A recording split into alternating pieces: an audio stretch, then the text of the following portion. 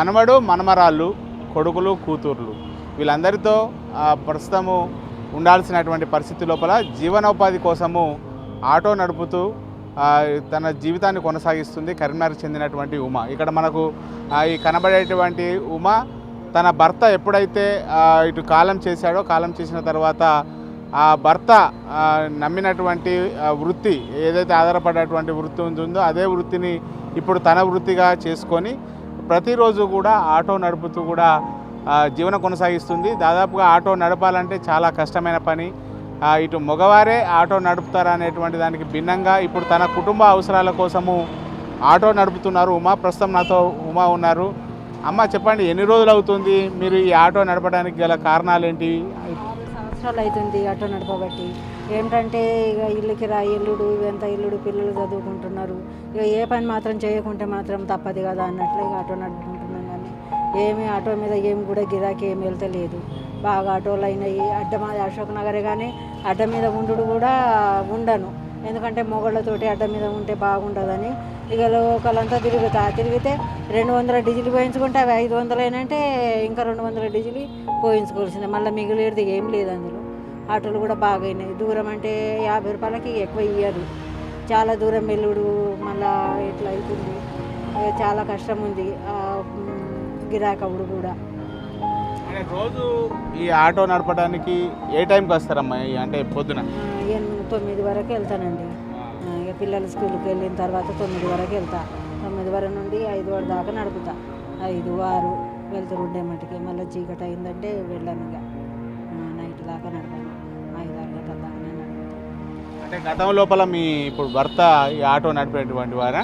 అవును, మా భర్త నడిపేది ఆటో. నేను కూడా అప్పుడే నేర్చుకున్నా. అప్పటి నుండి అంటే అప్పుడు మీ భర్త ఆటో నడిపేటప్పుడే మీరు ఆటో నడపడం నేర్చుకున్నాము.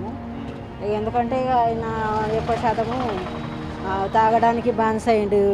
ఈ ఆటో నడిపి తాగడానికి బానిస అయ్యి లివర్ ఖరాబ్ అయ్యి చనిపోయింది ఆయన.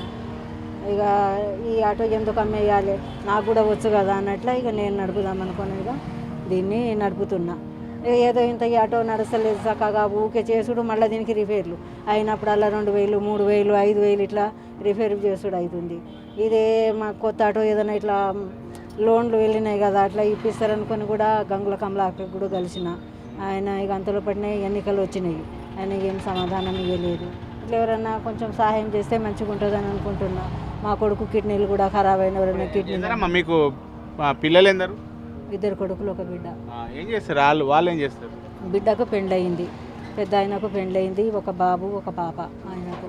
ఇప్పుడు పెద్ద వాళ్ళు ఆరోగ్యంగా ఉన్నారా? ఎవరికి? ఆయనకు పెద్ద ఆయనకు 2 కిడ్నీలు ఖరాబ్ అయ్యి డయాలిసిస్ చేయించుడు అవుతుంది. వారంలో 2 సార్లు డయాలిసిస్. అదేంటే ఇక దీన్ని ఆరోగ్యశ్రీ కార్డు మీదనే కానీ ఇక బయట అయితే పైసలు అయితే కానీ అటంతో ఇంత మేము పెట్టుకోవాల్సి వస్తుంది. కోడలు ఇప్పుడు మా అబ్బాయి మంచిగా ఉన్నప్పుడు ఆరోగ్యంగా ఉన్నప్పుడు ఇంట్లోనే ఉండేది, మిషన్ కుట్టేది. ఇప్పుడు ఆమె వేరే పని చేస్తుంది, వేరే షాపుకు వెళ్ళి పని చేసుకుంటుంది. ఇప్పుడు ఇంకా ఏం కోరుకుంటున్నారు అంటే మీరు ఇప్పుడు ఈ వయసు లోపల నిజంగా ఆటో నడపడం అంటే చాలా ఇబ్బందిమైనటువంటి పని. ప్రభుత్వాన్ని ఏం కోరుకుంటున్నారు మీరు? ఏం కోరుకుంటున్నామంటే మాకు కొత్తపల్లిలో ఇల్లు ఉంది కానీ ఉంటే ఏం చేయలేము. మాకు వ్యవసాయం లేదు, ఇంత ఏం లేదు. అక్కడ కూడా ఇప్పుడు వ్యవసాయం పనులు ఏముంటలేవు. మా బాబు ఇంత హాస్పిటల్లో చేసాడు, ఆయన కూడా ఇప్పుడు చేయడం లేదు ఎక్కువ శాతం. డయాలిసిస్ అయిందంటే 1 వారం రోజులు పోతే ఇంకా పనికి వెళ్ళలేడు, చక్కగా చేయలేడు ఆయన. ఇక మా కోడలు చేస్తే ఎంతకు అంతే. 5000, 6000 పొద్దున్న 9 గంటలకు పోతే మళ్ళీ 9 గంటల దాకా. ఇక అందుకే ఇంత మాకు ఇల్లు సాయము. మా కొడుకు ఇంత పింఛన్ కొరకు కూడా పెట్టుకున్నాం. ఆయనకు పింఛన్ కొరకు పెడితే ఇదివరకు కూడా ఏమీ ఇది కాలేదు. ఇక్కడ హైదరాబాద్ సచివాలయంలో కూడా పెట్టిండ్రు పింఛన్ కొరకు. దాని కొరకు ఇదివరకు ఏం కూడా తెలియలేదు. ఇక అందుకే అందరు కలిసే ఉంటారు. ఉమ్మడి కుటుంబం. ఇక ఇల్లు కిరాయి నెలకు 6000 ఇల్లు కిరాయి, కరెంటు బిల్లు వేరేనే, బోరు బిల్లు వేరేనే. ఎల్లుడు కష్టంగా ఉంది. ఇక ఈ ఆటోకి ఇటు చేసి ఇటు పెట్టుడు అవుతుంది. మా కొత్త ఆటో నన్నకి ఇది ఏంటంటే అప్పుడు దళిత బంధులు ఆగిచ్చిండ్రు చూడు, అట్లా నన్ను ఇచ్చినా కానీ ఇది మార్చేసి తీసేద్దాం అది ఉంటుంది అనుకొని కూడా అట్లా మస్తు ట్రై చేసినా కానీ అట్లా కూడా కాలేదు. మొత్తానికైతే ప్రతిరోజు కూడా ఉదయము 9 గంటల వరకు ఆటో పట్టుకొని ఇటు నగరం లోపల ఉన్నటువంటి వీధి గుండ్లకు వస్తుంది.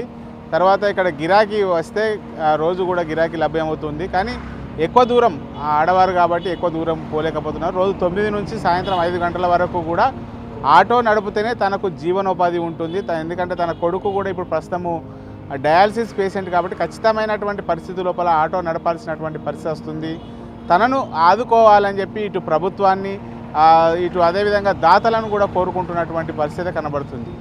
కెమెరా పర్సన్ అంజితో శ్రీనివాస్, బిగ్ టీవీ, కరీంనగర్.